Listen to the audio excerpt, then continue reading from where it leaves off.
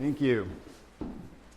Beginning of last year, I was referred a patient under the ACC Pain Management Service as a physiotherapist. And this individual was a young, fit male who had a physical job, and he had a crush injury to his right hand. It caused damage to his bones, muscles, nervous system, and he went on to develop complex regional pain syndrome. This is a challenging syndrome that causes an increased sensitivity of the nervous system, and for him it was a high level of fairly frequent or constant pain and severe dysfunction, could barely open and close his hands, swelling, discoloration. And by the time that he was starting to work with me, his mood and motivation, everything was at an all-time low as well. We had our initial assessment, and both of us, even though he had never experienced hypnosis before, thought that it was going to be a good thing to start right off with. And then the pandemic happened. And of course, especially with today, hearing about going into the higher levels, it's still fresh very much in everyone's minds. But that first lockdown forced us to be separated at the beginning of this program. And he was locked down in a family's home away from where he actually lived and didn't have any internet. All he had was his phone. We tried to wait it out for a little bit, but because his pain was getting worse, especially with the stressors, I thought I need to start something, and it has to be just over the phone. And I want to provide a hypnotic experience, but I'd never done that before. I know theoretically it still works, but it was something that was outside of my comfort zone to really go ahead with it. What I want to provide to start today is a snippet of that first conversation that I had with him, so that all of you, I'm going to invite you to listen along and experience the same hypnotic phenomenon that he did across New Zealand over the phone. And to do that, I want you to just close your eyes right now. You're not going to pull any No, this... No, this one, it was definitely a bit of a tweak on the intensity of the room there. But no, I'll guide you through the same hypnotic process that I did for that patient that first day. So close your eyes, just take a few breaths, think of Freddie from yesterday, go to that neutral space so that you can fully appreciate and get into this space. Imagine that you're waiting for a call from me. You're maybe in a friend or family's home, so not even in the comfort of your own home, and you're waiting for that call. You hear the phone ring, you pick up, and hear my voice. Hi, my name is Danyel Degenhardt from Rethink Pain Physiotherapy. Today, it's all about showing you how powerful your mind is to create physical change from your thoughts alone. All you have to do is bring a childhood curiosity and a focus that I know you have. And in a moment, I'm going to be getting you to open your eyes and grab a hold of a pen or a bubble wand or something in front. You're going to squeeze that. I want you now open your eyes, grab a pen, something in a happy and healthy hands, and then close your eyes again. Focus on the feeling in that hands. As you squeeze a little bit harder, a little bit longer, really put all of your intention, your focus in that space and that time. And as you do, that hand becomes a fist, becomes like it's carved out of one piece of wood. And as that feeling of tension goes through the fingers and the wrist, all the way through to the elbow and shoulder, it brings in that feeling of locking in. And in a moment, I'm going to get you to feel that pain, that anxiety, or that stress that right now you want to do something about, that you're so ready to let go of. And as I bring that to your mind right now, notice where that stress, that pain, that anxiety is in your body, and what color it is. First impression, what color? And as you notice that color, I want it to transfer down through your body, through your shoulder, your elbow, into that hand. And as you notice that color going in, it gets even more locked and stuck Because we often have these beliefs that our thoughts are stuck, especially when it comes to that old and useless and unnecessary pain, that it's stuck with us. I want you to bring in that feeling of stickiness, of locking in, and bring it into the hands. Now open your eyes and look at the hands, and open up the fist just enough so that you could pull out the pen out from your hands, and then close your eyes and just feel the change in that hands now. How it feels different than it was before. Notice the temperature, the texture of it, feeling like it's that carved out of that single piece of wood. And as you notice that feeling, I want you to tune in and see what's more stuck, more locked, your fingers or your wrist. What feels more rigid in your mind? Just answer that question in your minds. And then in a moment, I'm going to get you to try to wiggle that hand. But because of that pain, that stress, that anxiety locked into that place, you're going to find that it just doesn't even want to budge. And I want you to open your eyes and stare at that hand right now as you look at it, and it feels like it isn't even quite yours, just a piece of meat. And as you look at that hand and it seems strange and interesting, I want you to try to just wiggle a finger and notice it just gets more stuck and locked. It's really quite strange. Quite interesting. And in a moment, I'm going to provide you the opportunity to open that hand, but only as quickly as you're able to release and let go of that useless and unnecessary pain, stress, or anxiety. When I snap my fingers, that process will start and will only finish once you've made all of those changes at that molecular and cellular level. And as that process starts now, it might open up quickly, easily, freely, or it might take time. As you notice that hand opening in a strange and interesting way, as that old, useless, and unnecessary pain is released. And after time, that hand, you'll get full function of it. You'll be able to give it that wiggle, that move. And as I continue to talk, that process might continue for you, which is completely okay.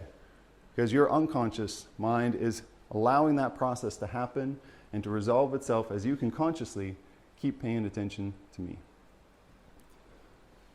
And I want you to draw your attention up to me while the hands, if you have a couple hands that are still moving and opening, that's great. Allow that process to continue to happen. Because today, it's all about leveraging hypnotic phenomenon for pain relief. Now, this is something I'm quite passionate as a physiotherapist because people come to me for their aches and pains, and they want that manual approach. They want that manipulation, that mobilization, that massage. And I don't do that anymore these days. Or if I do, it's for very specific reasons. I provide this hypnotic experience so that they get something out of it. And today we're going to be talking about what pain is, how it works, and what hypnotic phenomenon are, and how that relates in with pain in the body. Anybody's hands still stuck right now? Still opening up, or is everyone free? Still moving? Great. Awesome. Great job. And you're just going through and you're working through that. Everyone else can relax and wiggle and move, but for you, just keep that process going.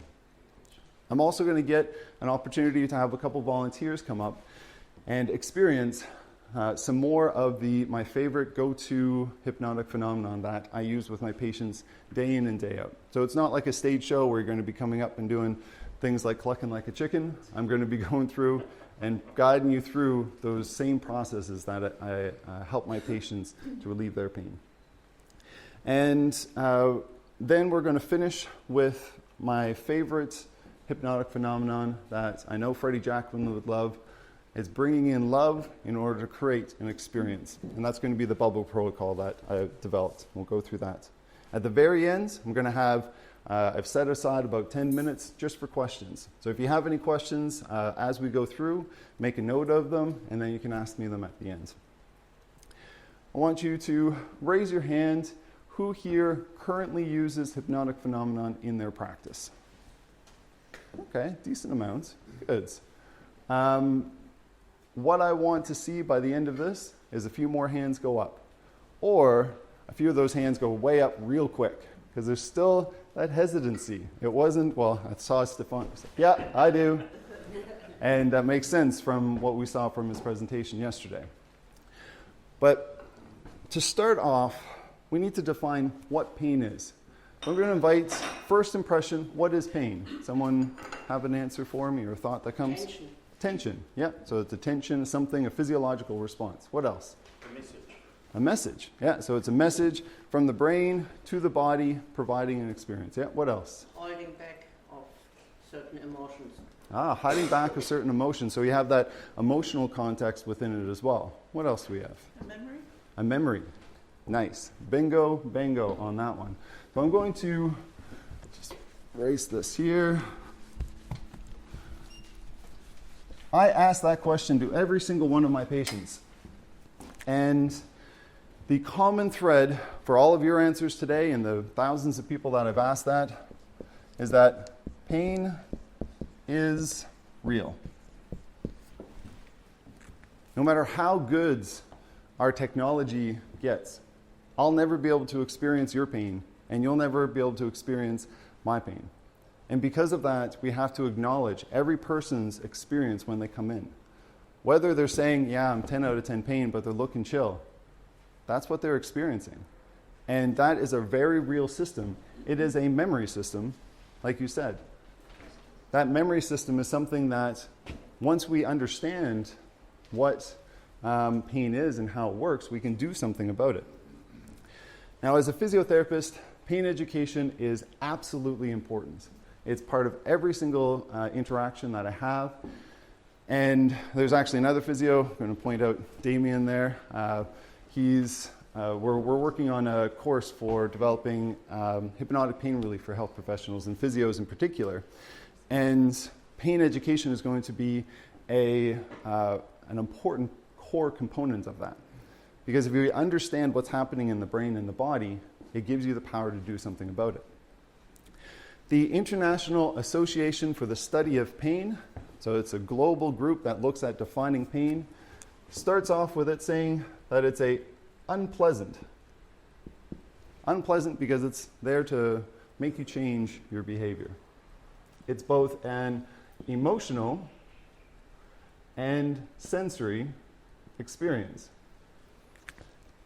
Now, when I ask this to my patients, I get a lot more answers in that emotional realm. Like you had mentioned that, but it's more of the, it feels like I'm being held back, I'm frustrated, it's horrible, and all of those emotional responses. Versus if I ask a group of healers or physiotherapists, it's more on that sensory side of things. It's messages. It's a memory response.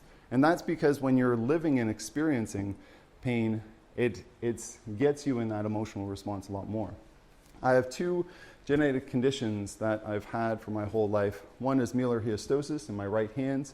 That's a story for another day, but it's a condition that's 1 in a million have it, makes the bone continue to grow. And I've had lots of challenges, especially from an early age, with pain, numbness, tingling.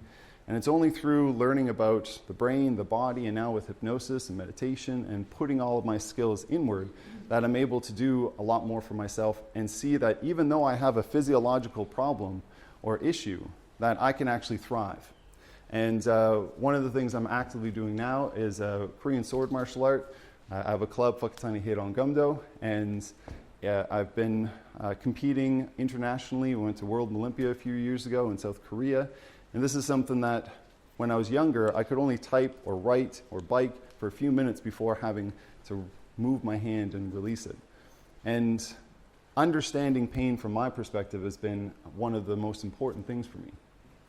So this International Association of Study of Pain, unpleasant emotional and sensory response to danger, so messages that's danger or potential danger. Danger makes sense. I roll my ankle, I have damage to my ankle, and my brain picks up those messages and says, pain, yeah. It's the potential that we often, as hypnotists and physiotherapists, work with. It's that fear, the anxiety of going into a movement, or working with the burden or not feeling accepted or loved within that space. And it's that potential that we look at changing with hypnosis and through hypnotic phenomenon. What's actually happening in the brain when you experience pain? Well, I'm a geek, You would have seen me yesterday with my Marvel tie, and I love neuroscience, and that gives me, makes me happy when I understand something from a brain perspective. And if we have our big, beautiful brains here, so maybe Justine's brain is maybe this big, and all the wealth of knowledge she has. But we have this brain. I'm going to teach you the triune model. This is a model that's decades old, but still holds up to the neuroscience research today. It's about how the brain develops. We're going to use that to understand pain. The first part of the brain to develop is your primitive or old brain. Now, I also forgot to tell you, stop taking notes. All of this stuff is in the handouts that you have, and also with explaining pain, there's a transcript on how I do this word for word. So don't worry about it unless that's your way to learn. Primitive, old brain, your brainstem, pons, medulla, the things that regulate your heart rate, blood pressure, things that you need to survive. So of course, it's the first part of the brain to develop. Then you have your limbic system and emotional brain. You have your hippocampus, which deals with your memory consolidation, your amygdala. So last night, 10 o'clock, when the alarm came on, that was your amygdala lighting up like a Christmas tree in your brain saying, whoa, something potentially dangerous is happening.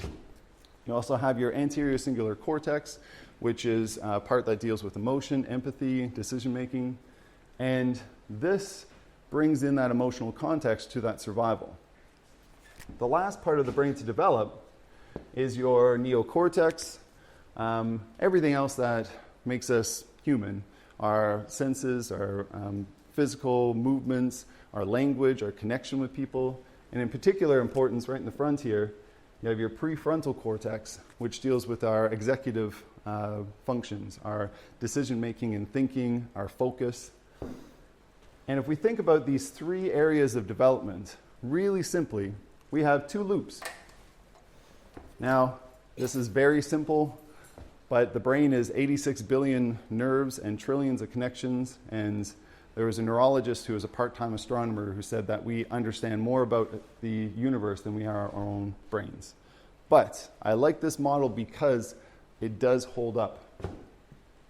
When we experience pain, it's happening in this 1-2 loop. This 1-2 pain loop is active every time that we experience that pain. Whether it's an emotional or physical response, but pain is a dense network, and it's very tight and fast, like going through a blueberry bush. You need a machete to get through, or a chainsaw. And if that's when we're experiencing pain, when we aren't, we're in this thriving loop, this 2-3 thriving loop. This is everything that when we are experiencing something that we enjoy, that we love, or something novel or new, or when we're learning new skills, that 2-3 loop is happening.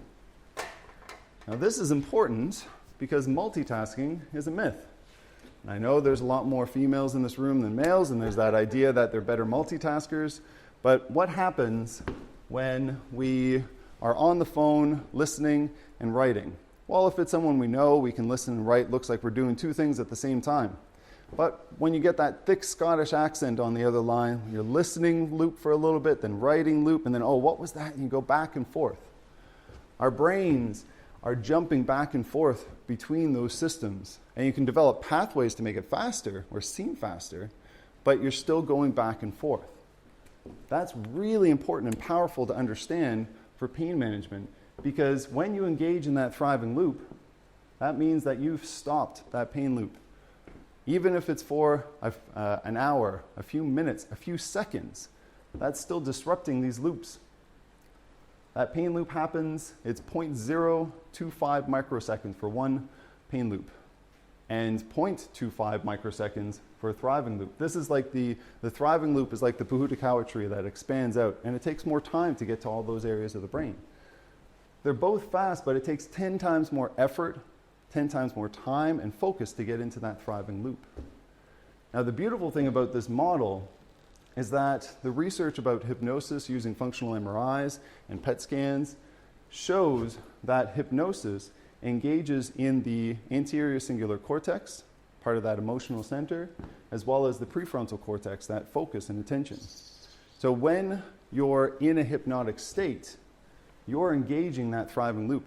It's impossible not to. And that's why people, even if they don't fully recover or change their experience of pain after the fact, just that hypnotic experience is powerful enough that they usually don't experience pain during. And that is important. Even if they say, oh, my pain's come back. Oh, but you felt really great, and engage that thriving loop. The part of the brain that helps to strengthen the connections are these glial cells. They are like both the construction workers and the resources that develop these new pathways. So when you're learning a new skill or in a big, powerful emotional experience in a good way, then these glial cells, they go wherever the party's at. So some might be over here and being like, oh, that looks cool. I'm going to go over here. I'm going to bring in more resources over to that thriving loop. This can happen gradually over time. You can help to support someone make those changes slowly and gradually. Or, like I'm sure some of you experienced, that Freddie Jacquin arrow that just in that moment makes all of that difference. And it provides so much of an overflow and flood of that thriving loop that those glial cells are like, this is where I need to be. This is what I need to strengthen because this is awesome. So this triune model is something that I teach for every single one of my patients. And I think it's important to recognize because it gives that power to the person. That when you go home and practice your self-hypnosis for 10 minutes each night, and even if it's really challenging, you're developing those thriving loops. Or every time that you snap your fingers once to get that neutral zone and then build up a positive experience, whatever it may be, when you're engaging that thriving loop, that's where the magic happens. And hypnotic phenomenon are doing that in an even bigger way because it provides that experience that is undeniable, like Stefan was saying yesterday. So what about hypnotic phenomena? In doing some research for this, I tried to find some origins and things about different definitions. But first impression, what is a hypnotic phenomenon? Anybody? It's something physiological that's happening without your conscious control. Yeah, so something physiological that's happening without your conscious control. Yeah, what else? Something what is unexpected. Oh, unexpected, I like that.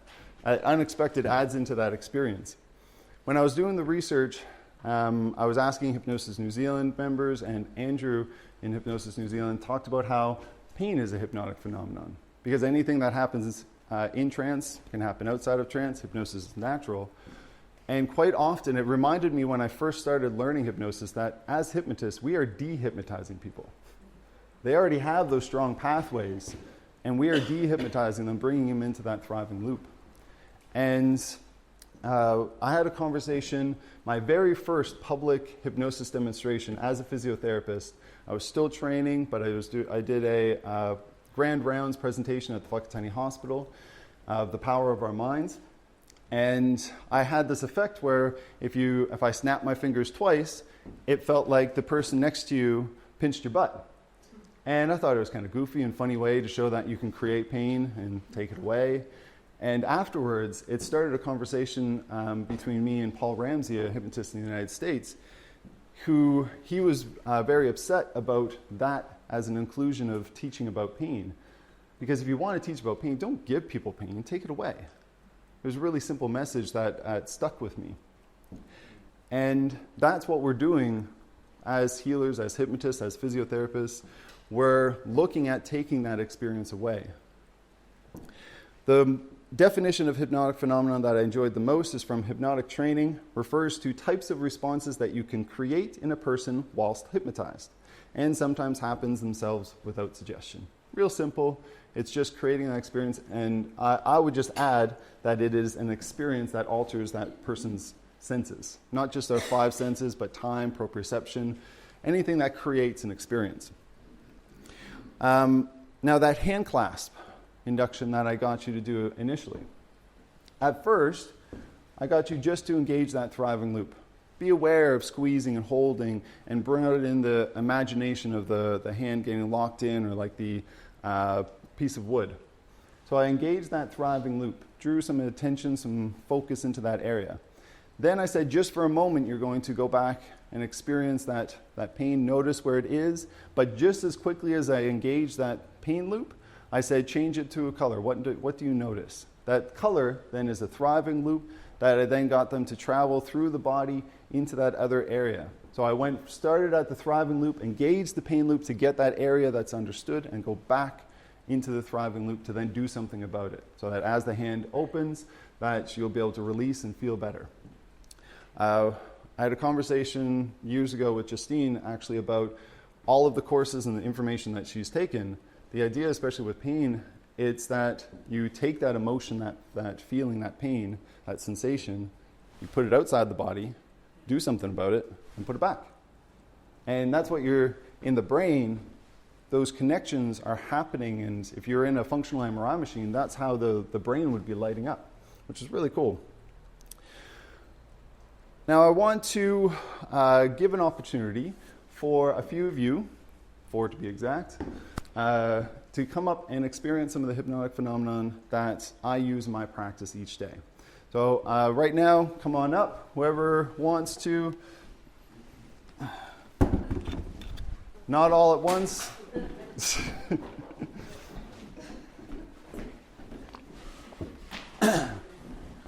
we go. Great, I was hoping that you'd be one of them. Okay. And just want to check and make sure any of you are pregnant, you're all safe to do hypnosis. I'm sure that you're... Should have asked that question before, eh? Oops. Never ask a woman if she's pregnant. So, today it's just about being curious, about learning something about your body and engaging in a different process. So just bring that curiosity, bring that focus, and we'll have a good time. Now, you're all hypnotists, so you understand the power of just going in quickly and easily. For today, I actually thought I'd go a little bit old school. This is a pocket watch that I inherited from my great uncle Allison when I was 13 years old, when I was in Nova Scotia, in the East Coast in Canada. For the longest time, I had no use for this. And then my wife and I recently had the last of our stuff shipped over from Canada here just a few months ago. And when I was going through, I found this. It's like, oh, I'm a hypnotist now. I can use this. So we're going to use this, but in a little bit of a non-conventional way. I want you to focus on that pocket watch. And as you focus on that spot, bring all of your attention, all of your awareness into that space. And as you do, in a moment, that pocket watch is going to drop down. And the moment it drops down, those eyelids will drop, your head will drop into that comfortable, relaxed state that you know you can experience quickly and easily. And every morning, since I've had this, I wind the watch to really pay attention to each moment in time. As you focus on that watch, bringing fully all of your attention and your ability to go into that state quickly and easily, almost anticipating it and being excited for when that drops down. 3, 2, drop the eyes into that space, that time where nothing disturbs you, nothing bothers you. You can take that deep breath in, breathing in the calm relaxation and allowing that breath to flow through your body. And as you go into that calm, focused state, your unconscious mind knows of even deeper place of focus, of relaxation. I want you to now put your feet fully flat on the ground. And going forward, any suggestions, any instructions I provide, I want you to follow completely and easily. Nod your head if you understand. Thank you. And to begin, we're just going to get that thriving loop active.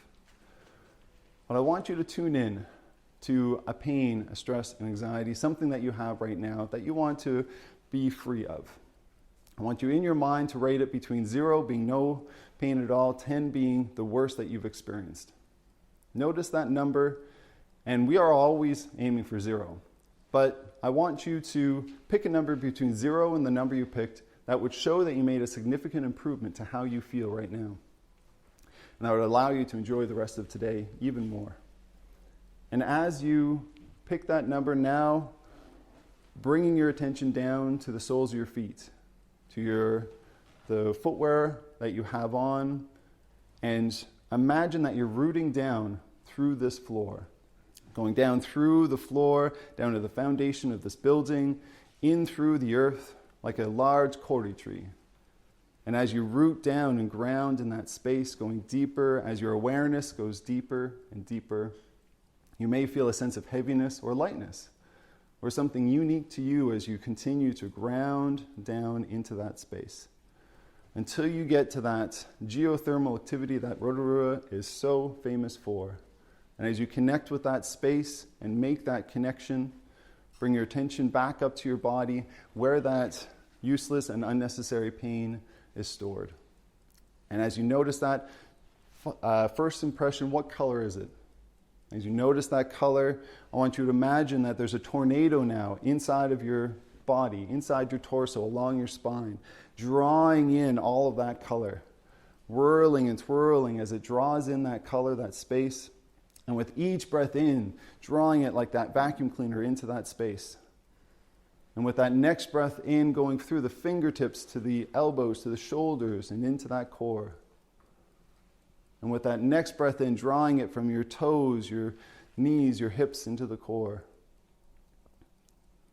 And then from the top of your head, with that next breath into your face, through to your spine, into that, so that all of that useless and unnecessary color is in that space like a tornado. And in a moment, I'm going to make a sound. And when I do, that is going to go right through that connection that you've made through your feet down into the earth, all the way to that molten magma of the Earth's core. Ready, and zoom, right through into that, through the floor, the foundation, rooting all the way down to that center of the Earth. And as it changes and connects with that magma, energy can't be destroyed, but it can be changed. And with that next breath in, pulling up and drawing that energy, what changes into a white healing light. And as it comes up through the roots, maybe a different color of that healing is associated with it, or simply that color of white coming up through your ankles, your knees, your hips, right to your heart. And now, with each breath in, that spreads through your body. And with that next breath in, it's going to go through to your shoulders, your elbows, your fingers. And then with that next deep breath in, from your heart down to your waist, hips, knees, and ankles. And then that next breath in, up through the spine to the head and the face. And as you spread that healing light throughout your body, I want you to now imagine that it's spreading outside of your body. Imagine that it's like a bubble of protection around you. And as that healing light with each breath gets bigger, your heart has a magnetic resonance of 1.5 meters. So this bubble, as it continues to expand, can support even the COVID restrictions. And as you smile and laugh and bring that color even more expanding through your body, notice that positive feeling that you have.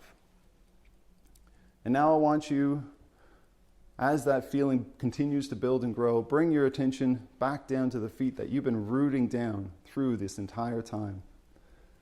And as you do, they might feel like they're one with the floor, that you can't tell where your feet begin and the floor ends.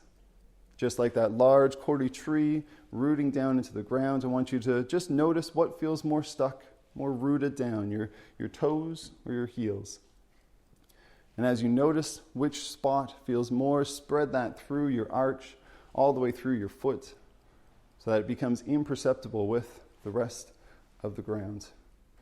In a moment, I'm going to get you to try to just lift a toe or a heel, and you'll notice that it just gets so rooted and locked that you're just unable to move. So you can try now to raise that toe, that heel, and it feels strange, it feels interesting. You just can't lift it even that little bit. And then stop trying for a moment and enjoy that feeling as I come over, and the person that I'm just going to touch on the shoulder in a moment, it's going to increase that feeling even more. And as you notice that rooting down, I want you to really try to lift up that foot. You'll notice it just gets more stuck and more locked. It really is rooted down there, isn't it? So what is that like, Kim? Weird. Weird. And then just simply stop trying and allow that feeling to flood through your body even more. And in a moment, I'm going to count up to 5. And when I do, you'll come back to the here and now, fully present and enjoying, engaging that thriving loop, knowing that even those few moments, those few even milliseconds in that space and time are important to change that neuroplasticity of your mind and your body so that you are rid of that useless and unnecessary pain. 1, coming to the surface 3 times more energetic, more excited, more alive before. 5, wide awake now. Nice. Well done. You're all great hypnotic subjects, but you already knew that. So, what was that experience like for you? I mean, I'm quite visual and kinesthetic, so I kind of was just fully in the experience. Yeah, just. So, yeah, I could just feel that tornado. My feet still feel kind of like a little bit. They can see the roots growing down into the earth, and nice. But really relaxing at the same time. Yeah, super relaxing. Awesome, great, thank you for that. And Jan, Kim, what was that like when now that you can be a little bit more? It's fine. I'm a bit of a rule breaker, as people who know me. So it's a case of I'm going to make sure that I can't stick my feet to the floor. It was actually good to sort of go, that really is stuck. Nice, and that's awesome. That's that thriving loop that was engaged so much that you just had no awareness of anything else at that moment in time. And there's power in that. Yeah. And I like going through, this is one of the techniques that I use with most of my patients because it's a context-free way to just clear any of the stuff that they want to do. And because you're engaging that thriving loop so much, if you want to call it a convincer at the end, that's fine. But that hypnotic phenomenon can be a really powerful one. But we have other ways to engage the mind and to get those loops. Kim, you had said about pain is a memory. And all of these loops in the brains are different memories. And I didn't catch your name. Helen. So when you're walking down the street, or actually even with this conference, seeing someone that you recognize, but you can't forget or remember their name. How easy is it to forget your name? It's pretty easy to do that, eh? And that's a loop in your brain. And if you had to take a guess, if your name is held in your mind or your body, where would you guess it would be? First impression. Minds, yeah. Just first impression, point to a spot on your mind where you feel like that name, that loop is stored. So, here. Right there. So I'm going to take that, and I want you to imagine that you follow it up through the ceiling, and that as you follow that through the ceiling, up through the sky, the clouds, going up into that space, as it gets stretched out, that loop going further and further away. And as it goes further and further away, going into a black hole, that loop gets stretched out, and that you'll be able to try to say your name, but it's going to be gone. And when I snap my finger, it's going to be gone. So if you try to say your name, it's gone. What's your name? But then if I take that and go all the way back and just go, bloop, of course you can tell me your name. What's your name? Yeah. That was weird. Well done. And that right there. I knew my name, but I couldn't say it. Yeah, and that's beautiful. That's an example of a loop that we've had so strong, one of our most powerful loops that we have, because we've had it since we were born. And yet, with the right focus, the right direction, you can just forget that. So if you try to say your name, it's gone again. But if I bring it back and just go, of course you can say your name again. Helen. What's your name? Helen, yeah. And just like that, that's the power that we have with hypnotic phenomenon and as hypnotists, to be able to create these opportunities for someone to notice, oh wow, if that loop that I've had for literally my entire life can just in a snap of a finger go away, how easy is it to put that towards that useless and unnecessary pain or anxiety or stress. Whether you've had it for minutes, for hours, weeks, years, or decades, with the right focus, with a snap of a finger, it can just go away. And that's the power of using hypnotic phenomenon and providing that experience. I want you all to, once again, have a look at this beautiful pocket watch. One more time, just going into this space as you focus on that quickly and easily, even rooting down into the grounds like you were before, so that as it drops down, anticipating and being excited for that few moments that you'll have left in that hypnotic state.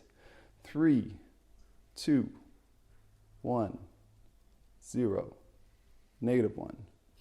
Dropping down into that space, deeply, comfortably, easily, so that you can use this experience as a way to rewire your brain in the future. So that as you release those useless and unnecessary pains and anxieties and stressors, so too when you come to a new challenging situation, that your mind will just bounce off that stress, that pain. Because you recognize you have a powerful tool of your mind to be able to create change, and because of that knowledge to create real physical change in your body, that's going to allow you to go forward and appreciate and feel that love and happiness even more. And when I count up to 5, you'll be fully awake, energized, ready to take on the rest of today and enjoy the next days, weeks, months, and years going forward with that new power, that new skill that you never knew you had. 1, coming to the surface, 3 times more awake, alert as you take that deep breath in before 5. Wide awake now. Well done. Everyone give them a round of applause and head on back to the scene. Thank you very much. All right.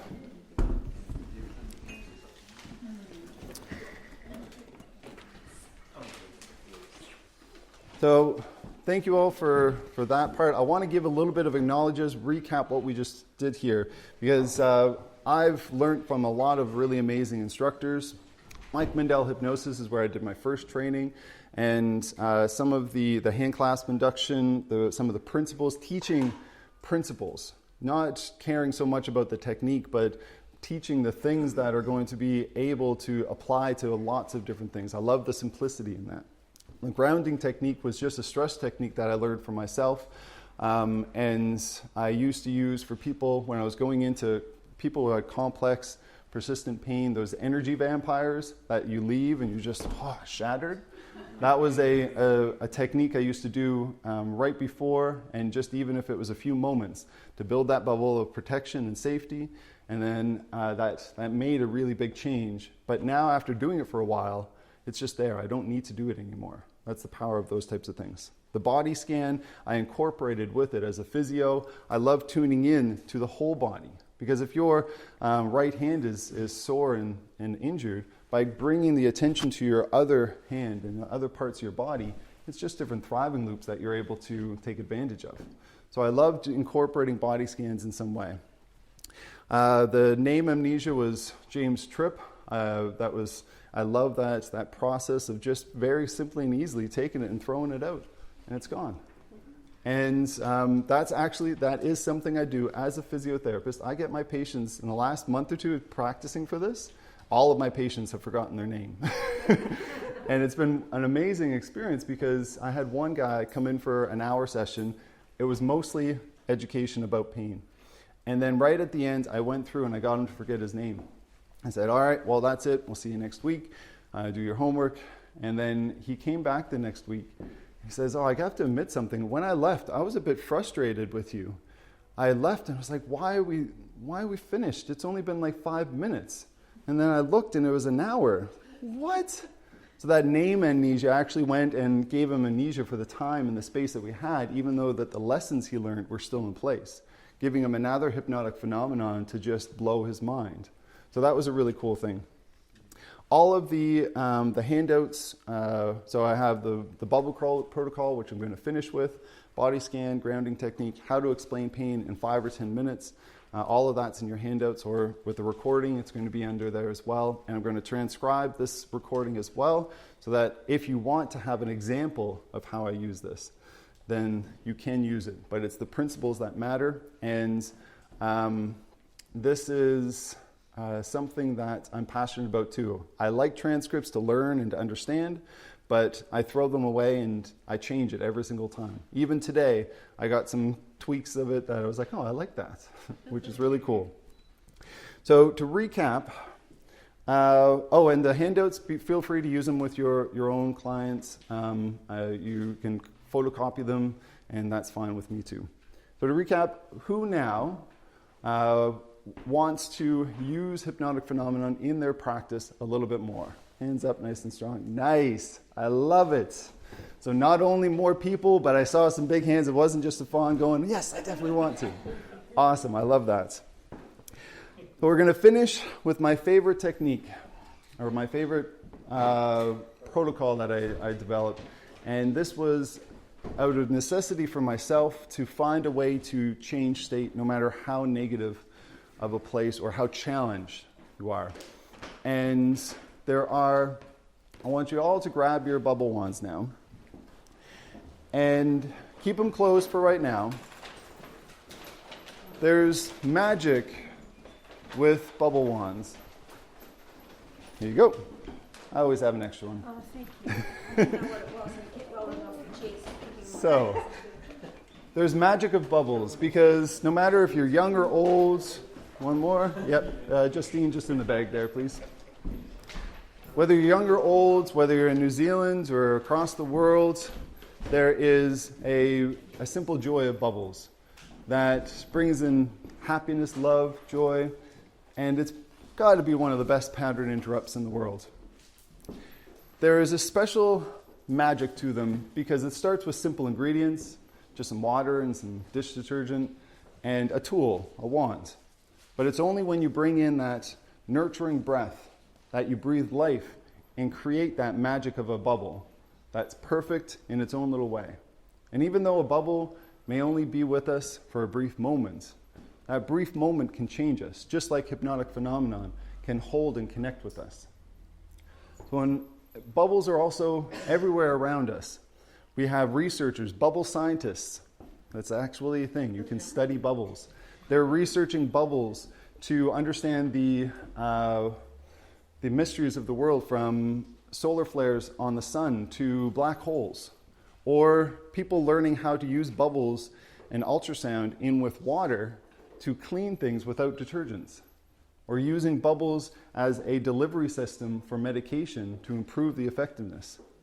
And even animals use bubbles. There's an emperor penguin that, while he's on the ice, will gather up all of the bubbles in his feathers, go swimming around, and when he's ready, or she is ready to get out of the water, will release the bubbles, and it creates a layer of lubrication that shoots them out of the water 1 to 2 meters in the air.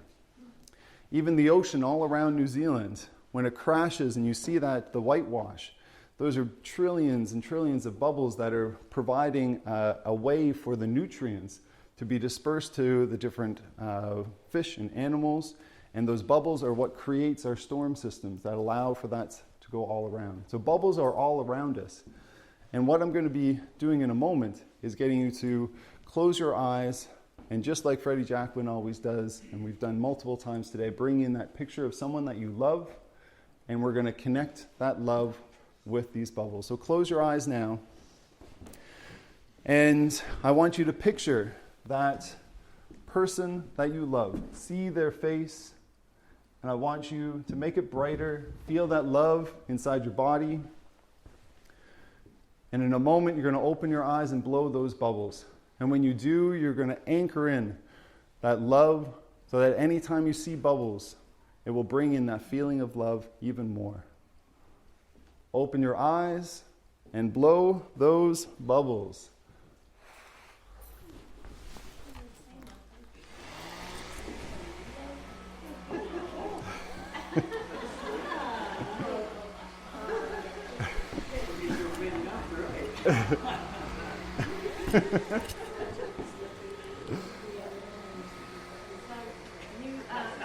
Try Oh, wow. All right. Thank you, everybody. I can't even get to it. We have a few minutes for questions now. I haven't actually used this indoors like this. Wow. That is quite impressive.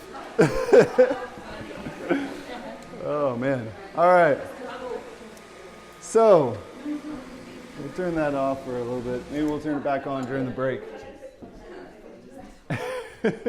Yeah, we have 5 or so minutes, I believe, for some questions. Yeah?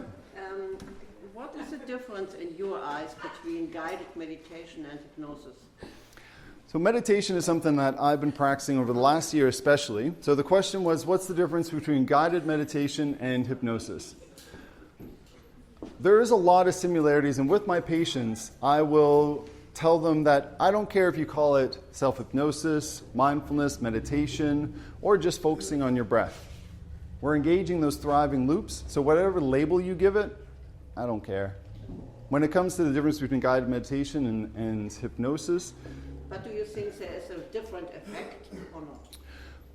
Because what you did to realize that the roots go into the earth, this is a guided meditation as well, no? Yeah, I learned it from a meditation technique, and then I've just incorporated hypnotic language in order to make it a little bit bigger and brighter and include that hypnotic phenomenon.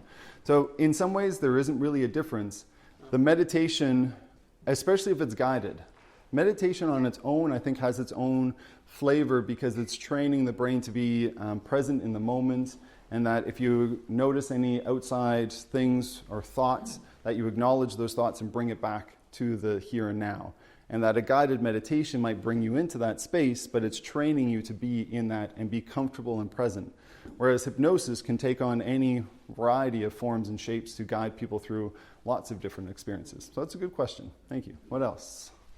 There are changes in the brain, from neuroimaging studies, and that happen after only 20 sessions of yoga in the medial prefrontal cortex and anterior cingulate cortex and insula. We know that those changes happen after meditation, yoga, and self-hypnosis.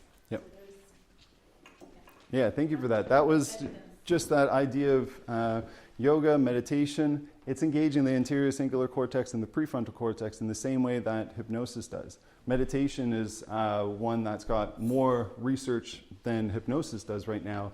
That's, at least from my knowledge, on some of the powers of that, of the brain to recognize and be in those states. And that even with meditation and the practice of that, gratitude is the thing that unlocks that connection the most when it comes to meditation, which is something I would have at least put a little bit of a flavor in there, but that gratitude and that acceptance is really important. What else? Any other questions, thoughts? Yep, good. Question: when is pain necessary? Pain is necessary. Great. When is pain necessary? So if you've got an injury, then that was just my... Yep. Pain, I would argue that pain is always necessary. That even if someone's had pain for weeks or months or years, it's necessary because it's still telling them something. Most of the time, after 3 to 6 months, that message has nothing to do with the physiological body. It's to do with more that emotional response, the potential, the anxiety, the stress, the fear. But that pain is still telling the person something. And that's part of being a hypnotist, and even a physiotherapist, to be able to tease out and help guiding people away from that pain, to acknowledge that pain, it's okay. It's okay to experience that, to accept it's just a sensation. And sometimes people will still need to experience pain in going forward in their life, but if they reduce the suffering from it because they're not anxious about it or fearful of it, then that's something that we can provide as well. But pain is necessary to acknowledge that there's that survival mechanism that's happening, but it's not always useless or useful. It can hinder us. Yeah? Yeah, but when somebody is really ill, he has an ulcer or a liver problem, the pain is just showing that you have to do something for your body. Yep. No? Yeah, it's just those and messages. As long as you don't do anything, it stays. Yep. Yeah, it's a message to do something. Yep. do you have experience with functional neurological disorders, and do you get referrals? Functional neurological disorders. How much time do I have, Justine? It doesn't matter if you go over, but only probably 10 minutes. That's more than enough. Cool. We're going to tell you a story that just happened recently. I am someone that I get referred mostly people with complex and persistent pain. As a side note, here's a little soapbox. I'm going to stand on it now. Eliminate the word chronic from your vocabulary. There's nothing about the word chronic that allows you to think you're going to be able to improve or change how you feel. So when someone comes in and says, I have chronic pain, or there's a diagnosis coming in with a referral, I just throw that off to the side and I let them know right off the bat, I'm never going to use that term. It's persistent or complex. Persistent because, it's been here for a while, but persistent means that changes can be made. And complex, there might be lots of things impacting it, but that's okay. But that's a sidebar. I'm off the soapbox now. For neurological things, right from an early understanding of the brain and the body and going through my master's in physio, I loved the brain. And neurology was one of the things that I was excited about. And I've done a bit of study. My master's thesis was using mirror therapy. It's a technique where you put in a mirror so that you look in the mirror and move your unaffected hands. That then gives the representation that, oh, hey, my affected hand is able to move freely. And that creates thriving loops in the brain that then engages and provides an experience that people can recover from it.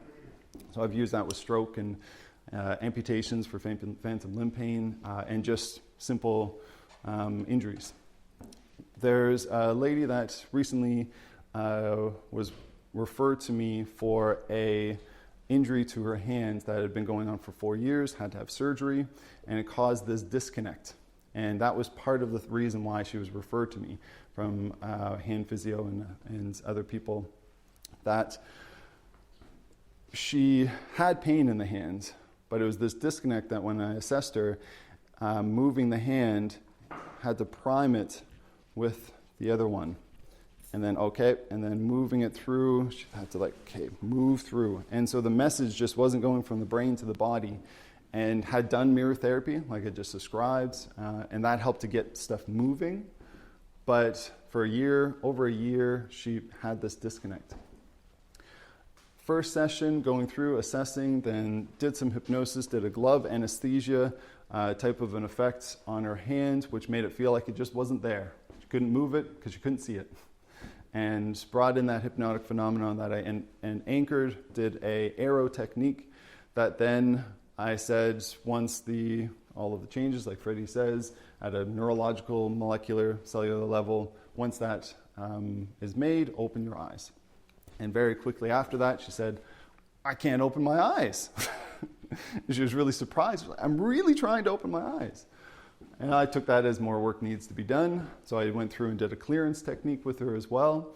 And then finally, she was able to open her eyes, and she was talking about that space and time. And then all of a sudden, she just went right to the edge of the seat. She was like, I want to test this out now, because she felt so much better and had no pain in the hands.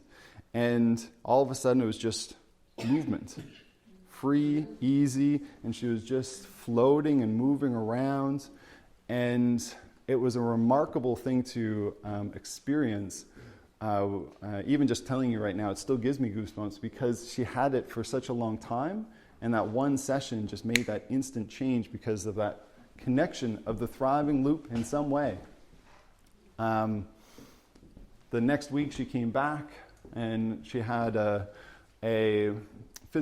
regular physio who's been working with her for the prior 2 years, hand physiotherapist, and a GP appointment in the week in between, and all of them were stunned. Through that story, her main physio, it was even brought to tears, which for me, I was like, yes, success, and especially talking and seeing that with other physiotherapists was something that was absolutely amazing. And she was just talking with her hands the next session. It was just regular, normal. She wasn't protecting it. It was that instant of providing such a big experience that it was impossible to go back. Just like the caterpillar to the chrysalis to the butterfly. Once you're that butterfly, your body's learned, hey, this is what's possible.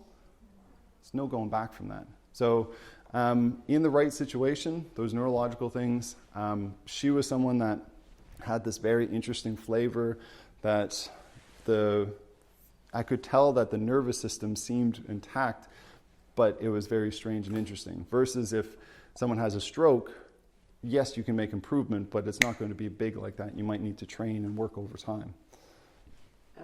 What did you do in the second session? Had a bit of a yarn. She just told me about all the amazing things that she was doing last week, and then just went through and did another clearance. I think I did a hypnotic recording for her, just a 10-minute one that guided through that process, so she could do it at home, and went with the intention of eliminating that fear of it coming back. And that was something that it was interesting, because she was like, I don't really feel it, maybe a little bit, but that's the first question that everybody that I've been talking to has been asking me. Oh, is this permanent? And it's like, yeah, you can't go, those are certain things that when you learn, you can't unlearn them. And that's one of them. There is one exception when there is an underlying emotional distress that drives the functional neurological disorder or any conversion disorder, that it's an extremely maladaptive way of coping with emotional distress. So unless that underlying problem is not resolved, they can slip into another type of functional disorder.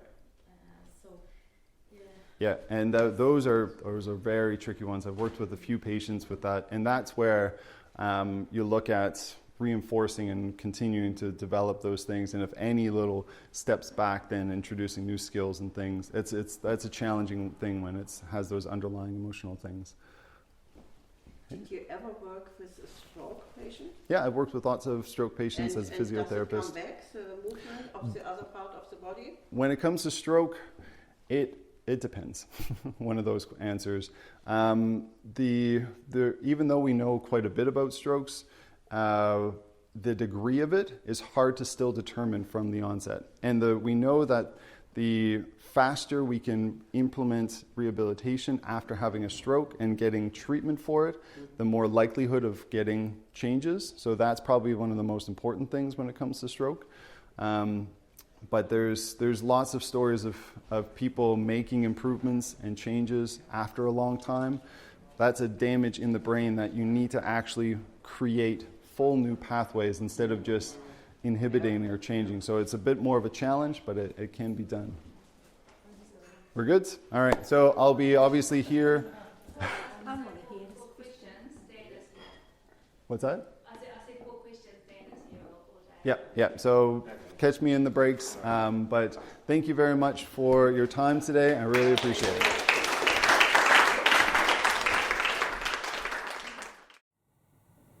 Thank you for watching my presentation at the Hypnosis New Zealand conference on how to leverage hypnotic phenomenon for pain relief.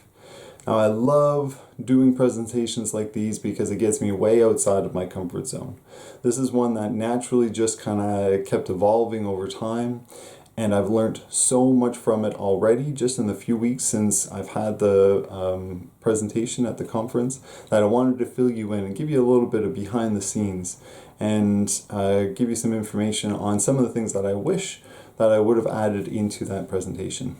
Now, the first thing is I talk about a patient right at the beginning that I use the hand-clasp induction. And that was actually someone who ended up making a really good, positive recovery. It's not like it was an instantaneous change, but it provided that foundation that we continued to work together. And the beautiful part was that our time together didn't only improve his function, decrease his pain, empower him to be able to exercise and move more freely. It gave him more confidence to go in and start his own business, a field that was completely new to him, because he was unable to get back to the physicality of the work that he was doing before. So I thought that was a really cool example of how that first start of a hand clasp induction, talking someone through it on the phone, really set the scene. The other thing that happened is during the one of the breaks when I presented at Hypnosis New Zealand is that an individual came up to me and said, "Oh, my old back pain is gone." And I was like, "Oh, that's cool. I know that there's that potential for those people to experience that, but I just wanted to provide an interesting experience for a presentation." The individual, though, was concerned, had doubts about it coming back. So after a bit of conversation, I simply said, all you need to do is use the same skill, the same technique at the doubt. And I was going to offer to even go through it with her. And she said, "Oh, no, that makes sense." And then walked off feeling good, feeling happy. And it was all that was needed was knowing that that tool could be pointed in the direction not just for pain, but for the emotional response too. A few days later, I got an email saying that old back pain is still gone, just from that simple technique. Really amazing stuff. The other thing that I've heard from some of the health professionals that I was talking to, the hypnotists, psychiatrists that were at that conference, that they're starting to use that triune model as a way to explain pain. And I absolutely love that. It's a really simple model that it puts in the importance of self-management techniques, but also really brings in the hypnosis and how that could benefit as well. So that was really great to hear. So I hope that you enjoy using the triune model too. Some of the things that I wish that I would have tweaked and involved in that presentation are asking again at multiple times through where that level of pain was. And starting, so that's where in my handout I have measure your comfort. The idea of asking from 0 to 10, and then what's that number in between that would make a significant difference. Well, what I've found with working people in person is that if I start with that at the beginning of a session, most of the time we get to that significant change, irregardless of what technique I use. It's like the brain is saying, okay, we have a half an hour or an hour of time, and we're going to go from this number to this one. And that's a really important thing that I wanted to bring in, and I did plan on doing it, but I just didn't get a chance to. I just slipped my mind.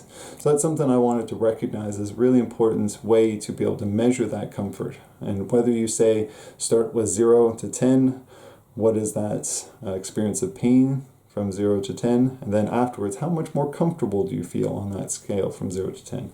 Using that language effectively to influence that decision that they have to lower that number. Because even though it's helping to influence and to reduce that number, it's still a very real change for them, which is really cool, and you're providing that experience. When I was going through, so stage hypnosis is still something that I'm learning and developing. I don't get very many opportunities to do it. I did kind of mess up on the safety considerations. That ended up being good for a laugh, but you want to get those safety considerations out before you ask your volunteers to come up. The pregnancy thing was one of the things for that. On that weekend, there'd been a lot of interaction, a lot of people demonstrating either in their seats or coming up. So it was something that we had already gone through it multiple times in the conference, and I kind of just forgot that part. But it ended up working out really well too. The other thing with that stage hypnosis side of things and engaging the volunteers is that the 2 volunteers that came up, I talked with them a little bit afterwards. They had good experiences, but I didn't provide any opportunities for them to share their experience. So even just getting their feet stuck, they were stuck, but it was something that I wanted to bring out a little bit more into it for all of the volunteers. And so I think I could have improved that by releasing that foot being stuck for all of them at the same time with like a snap of a finger or something, so that it was a very visual, oh, my feet are stuck, and then now they're released like magnets, and sometimes it's really interesting seeing the feet just kind of go really quickly up. It's a very visual thing. So that's something that I again planned on doing, but it just didn't happen when I got through on that. What I've learned personally is a few things, 2 things in particular. I've been going a lot bigger with my hypnotic phenomenon in my own practice first with an opportunity that I wanted to use mirror therapy with someone. And if you don't know that, it's a way to trick the brain. If you have a mirror in front of the person, you're looking at the mirror reflection of the opposite hand, so it looks like you're moving both limbs, when in fact the hand or the foot, whatever part, is not moving. So it's been something that I've used in my physio practice quite a lot in the past, and I wanted to use it with the patient. So I told them the week before the hypnosis conference, get a mirror and we're going to start next week. Well, they forgot a mirror. I was like, all right, well, do you got something instead that's kind of like a mirror? And we ended up getting this core flute, just a plastic kind of cardboardy type thing. And so I got him into a really deep hypnotic state, something that we'd already been practicing. He's a great hypnotic subject, been using it to help improve sleep, to reduce pain, all kinds of things. And then I simply provided the instruction that when he opens his eyes, he's going to be looking at that mirror, and that you'll be able to see his foot moving in that space. And did that. All of a sudden he's looking down, and I guide through, and from then it was just a mirror therapy session. And the amazing thing, you hear one of my twins crying in the background potentially right now. My wife will be going and getting Felix or Leo. But I will make this then quick. It worked.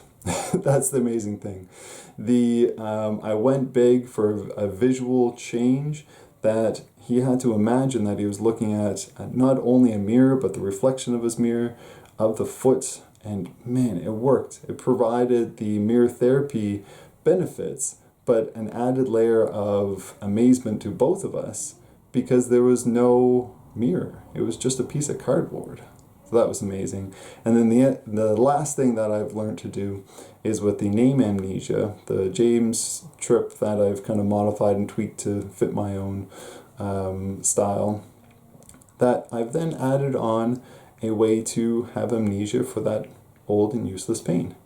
So you go through that process where you get them to forget their name, bring back their name, and then say, well, now we can use that same process to get rid of that old and useless, unnecessary pain. And then ask the questions. Where is your pain stored? Mind or body? Double blind. Then point to where it is. And then they point. And then I take it, throw it up. Same process. Go into that black hole. But this time, it's not going to come back. It's going to keep going through that black hole until I snap my fingers and that pain is gone. And I've used it with a few patients, some spectacularly, some not so much. But each time is at least a learning experience, which is really, really cool. And a way to recognize how powerful our minds are. And because of, it's called heteroaction, doing a similar process multiple times creates an increased effect. Because you had already done the process to forget their name, then it's already ingrained in their mind and their body to then forget the pain. So that's a cool little addition. I might go on and maybe do a little mini seminar on that at some point. And if that's something that's interesting to you, comment below. Also comment below any questions that you have or anything that you got most out of this session. So thank you for watching how to leverage hypnotic phenomenon for pain relief. There are notes below, or in the notes below, you can access the handouts that I was talking about in the presentation. That has the measure your comfort, a body scan, and a grounding technique, and how to explain pain in 5 or 10 minutes. All of those resources I use with my clients, so if you're a health professional, feel free to use them, or if you just want to learn more how to use those techniques for yourself. And then when it comes to the hypnotic phenomenon, you just add those into those experiences. So thank you. The more we all heal, the more we all heal.